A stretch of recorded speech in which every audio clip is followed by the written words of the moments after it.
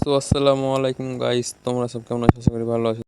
আমি রুবেল, তোমরা তো জানো আমি আছি বর্তমানে চেন্নাই। তো আজকে সকাল সকাল সবাই মিলে রেডি হয়ে গেছিলাম কাজে বেরোবার জন্য। দেখতে পাচ্ছ মানে খাওয়া দাওয়া করে একটা বিগ বাবুল ভরে নিয়েছিলাম মুখে। আর এইদিকে সব রেডি হয়ে গেছিলো, মিস্ত্রি আগে আগে চলে গেছিলো। আজকে আমি সাকিব তিনজন ছিলাম লাস্টে, এই যে দেখতে পাচ্ছ।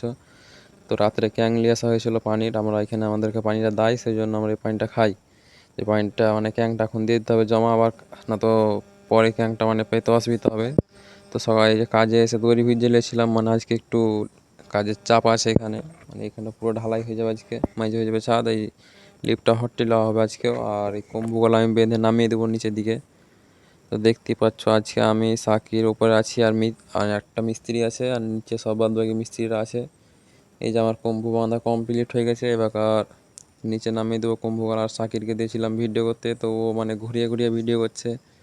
তো যাই হোক, ঘুরিয়ে করার জন্য অনেক অনেক ভালোই হয়েছে। মানে এদিকে যে কাজগুলো একবারই দেখিয়ে দিল ও।